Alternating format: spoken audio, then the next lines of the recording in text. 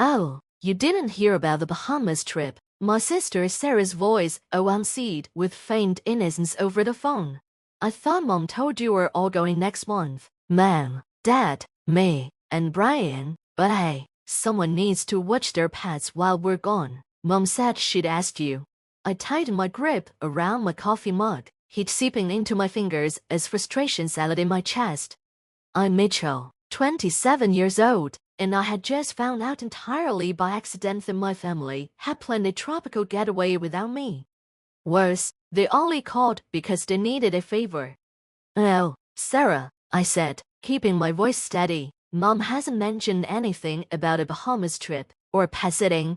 Sarah let out a light, dismissive laugh. Oh, you know how she is, probably slipped her mind. But you're free, right? It's just for a week. Mom was counting on you since. Well, you're the only one not going. The only one not going, because I hadn't been invited. Memories of family dinners surfaced conversations that would abruptly stop when I entered the room. My mom's seemingly casual questions about my work schedule. My dad's sudden interest in whether I had weekend plans. I should have seen it coming. That evening, my mom finally called. Sweetheart, I've been meaning to ask you something. Let me guess, I cut in, voice flat. You need me to watch the dogs while you're all in the Bahamas. A small pause, then a chipper. Oh, so Sarah told you. Yes, it would be such a huge help. You know Rocky gets anxious at the kennel, and Max needs his medication twice a day. It's only 8 days. She launched into the details: flight times, resort perks, how excited Sarah was about snorkeling. Not a single word about why I hadn't been included, not even a token wish you could come. So, you do it, she asked brightly. Your father already canceled the kennel reservation, and Sarah found the cutest little resort. Of course, he had. This wasn't new. My family had always treated me as the fallback, the responsible one, the one who never said no. Like when Sarah got into NYU and they threw her a massive party, complete with a custom cake and a catered dinner. A year earlier, when I was accepted into Boston University on a full scholarship. That's nice. My acceptance letter lasted 2 days on the fridge before being replaced by Sarah's summer dance schedule. Sarah was the star, the golden child, the one whose adventures, whether it was studying abroad or dropping out to find herself in Europe, were always celebrated. Meanwhile, I worked 3 jobs through college, graduated summa cum laude, and built a successful career in marketing. My reward being the family's designated problem solver. That night, a Saturday with my laptop open, staring at something I hadn't let myself consider before a trip of my own. Santorini. A place I dreamed of visiting ever since my college photography class. The dates overlapped perfectly with my family's trip, and by sheer coincidence, there was a seat sale.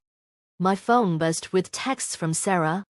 Mom said you were being weird about watching the dogs. Come on, don't be difficult. It's not like you have vacation days saved up anyway. Plus, what would you even do with time off? You never go anywhere fun. I had 3 weeks of vacation saved up. They just assumed I never took time off because I had nowhere exciting to go. They had no idea about my travel blog one that had slowly gained a following over the past 2 years. Another thing they dismissed as Lisa's little hobby, just like my photography in college, just like my writing in high school. Then my dad called. Princess, your mother's upset. You know how Rocky gets at the kennel. He barely ate last time. Did it ever occur to any of you to invite me on this trip? I asked. Silence. Well, he fumbled. Sarah mentioned you probably couldn't get time off work, and you know how your mother likes to plan these things. Plus, Brian already put down the deposit for the room. Of course, always an afterthought. Right, I said, just like she planned my college graduation party. Oh, wait, she didn't, because Sarah's semester abroad came up suddenly, and everyone had to fly to Paris instead. That's not fair, Lisa. Your sister needed family support during her journey of self-discovery. I stared at my laptop screen, at the blue waters of Santorini staring back at me. Something inside me clicked. Years of being the reliable one, the responsible one, the one they could always count on to put herself last, it all led to this moment of clarity. I'll let you know about the dogs tomorrow, I said. Then I hung up and clicked book now. The next morning, my phone was flooded with messages. Guilt trips from my mom, passive-aggressive texts from Sarah. Even my dad had emailed a lengthy explanation of why I was overreacting.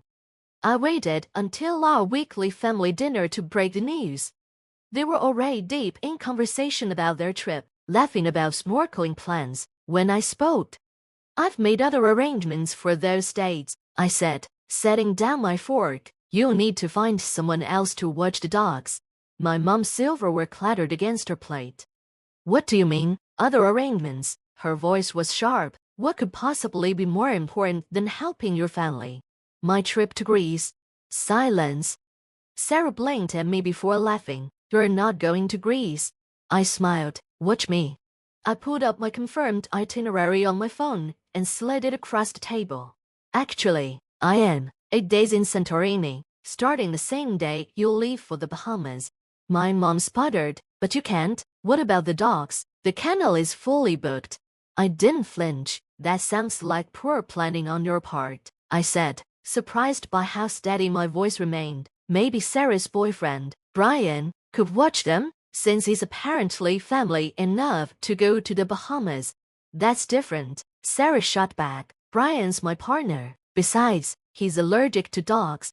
How convenient. I stood up, grabbing my things. I'm sure you'll figure it out. You always do when it's important to you.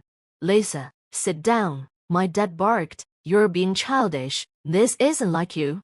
I met his gaze, my frustration spilling over. That's the problem, isn't it? You've all decided who I'm supposed to bear. Reliable Lisa, dependable Lisa, always available Lisa.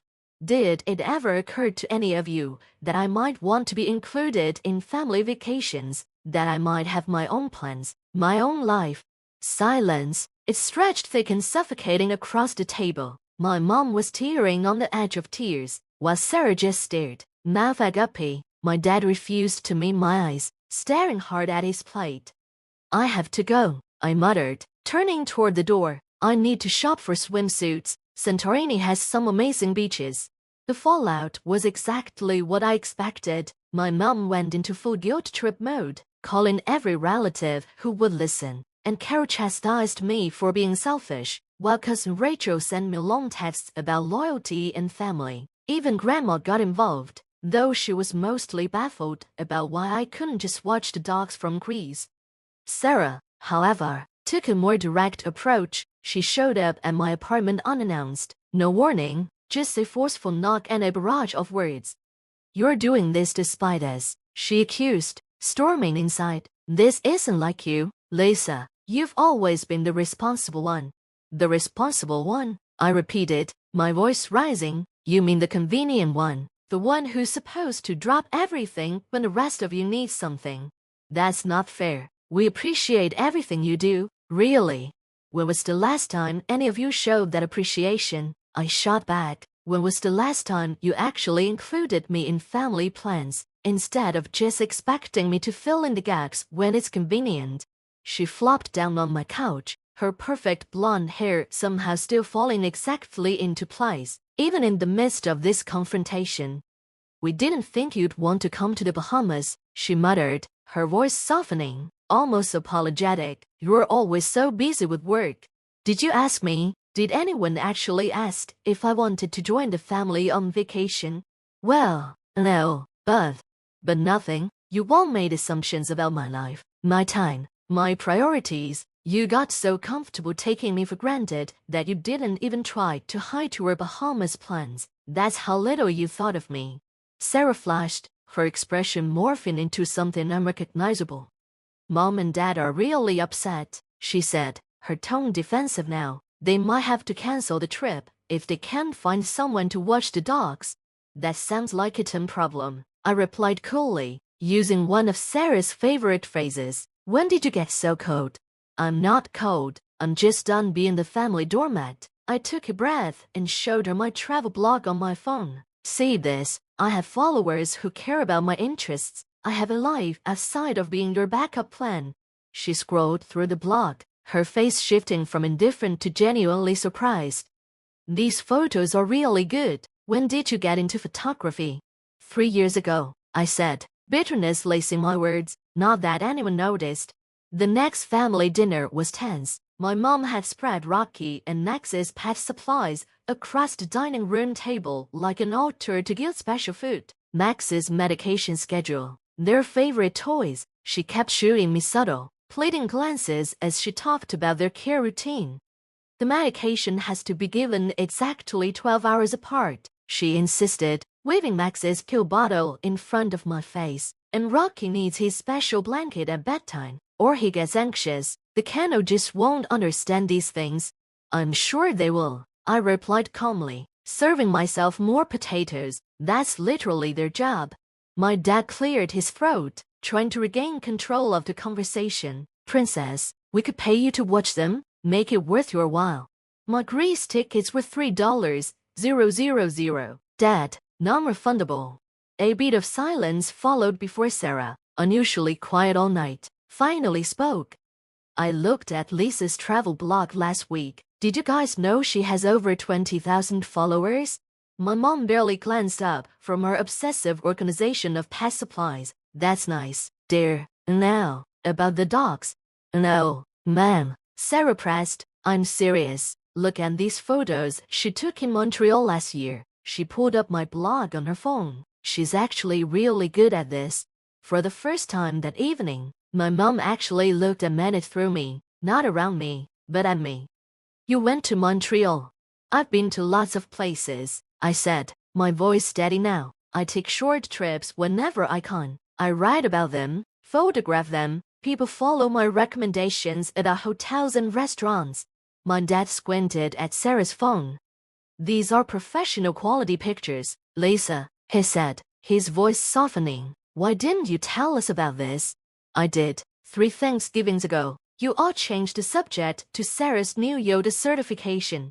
The silence that followed was heavy. My mom sat her day down, still clutching Rocky's favorite tennis ball like it was a lifeline. We haven't been very good at listening to you, have we? No, I said, voice tight with years of unspoken words. You haven't. But that doesn't change the fact that we need someone to watch the dogs, she added quickly, as if trying to reel the moment back in. And just like that, the moment was gone. I stood up. I'm going to Greece, ma'am, with or without your blessing. Maybe it's time you all learn what it feels like to have your plans disrupted. As my departure day neared, my family cycled through all 5 stages of grief. My mom moved from denial to anger, calling me ungrateful. My dad tried bargaining, offering to pay for a different trip to Greece when it was more convenient. Sarah oscillated between depression or ruining everything and acceptance. Maybe we should have invited you. 2 days before my flight, my mom showed up at my apartment with a stack of photo albums, pictures of me caring for Sarah's dog when she was in Europe, taking care of our childhood pets, always the responsible one. You've always been so good with animals, she said, flipping through the pages. Remember how you nursed Sarah's hamster back to health in high school? I crossed my arms. I remember. I also remember missing my best friend's sweet 16 party to do it, while Sarah was at the beach with her friends. Friend, that was different. You didn't mind back then? Oh, ma'am, I did mind. I just wasn't allowed to say so. She snapped the album shut. Well, I hope you're happy. We had to cancel our trip. The kennel is full, and no one else can take the dogs for that long. I didn't answer right away. Instead, I turned my laptop toward her, revealing an email from Mrs. Chen, my building's pet-friendly neighbor. She had agreed to watch Rocky and Max for a fee. I found you a solution, I said. Mrs. Chen is retired, loves dogs, and lives to Florestown. She's happy to do it for the same amount you would have paid a kennel. My mom stared at the screen. But why didn't you tell us sooner? Because for once, I wanted you to know what it feels like when someone disrupts your carefully made plans without considering your feelings.